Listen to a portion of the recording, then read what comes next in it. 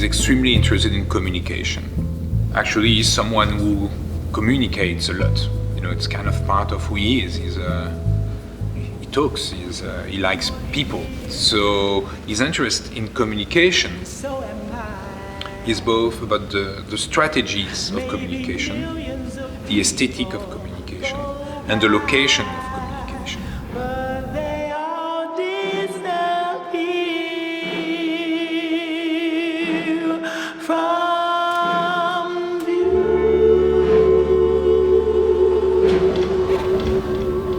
I think one of very good example of that would be in one of the work which is at the center of the exhibition, Song 1, which started actually as a broadcasting tower. It was installed in Washington, D.C., projected in a monumental way on the architecture of the Hirshhorn Museum, you know, on the surface of the building in the middle of the American Capitol.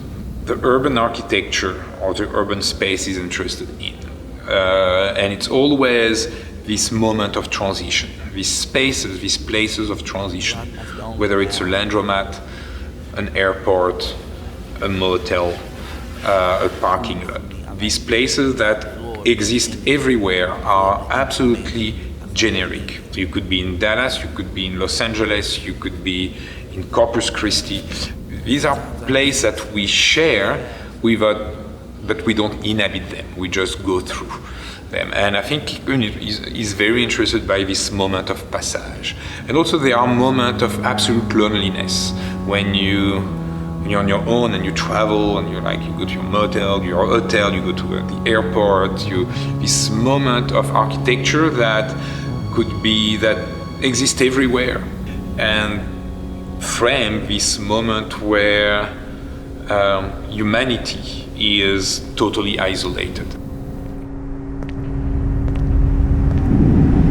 Even with all this moment or these tools of communication that we have, and maybe as we develop even more and more tools of communication, we are more and more isolated.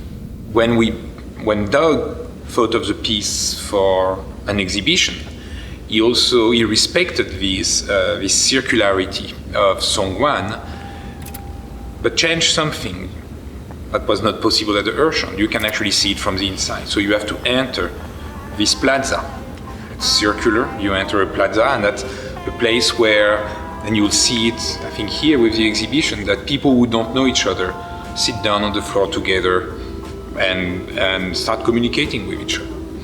Then, in order to facilitate this sense of communication, Doug was very deliberate in identifying a song that we all know without knowing even that we know it. So already you're communicating because you're identifying something which is familiar. And then in the film itself, you have faces you know and faces you don't know. But the fact that he's using faces you know, whether it's John Doe, the musician, or Tilda Swinton, then you start to identify with an icon. All that, for me, layers different strategies of communication. And it's gigantic at the end, at the beginning of all, it was a gigantic billboard in Washington, and billboard is, one of the preferred tool of communication when you circulate or when you want to communicate within the urban fabric. But the difference there is that his billboard doesn't sell anything, but just make you think.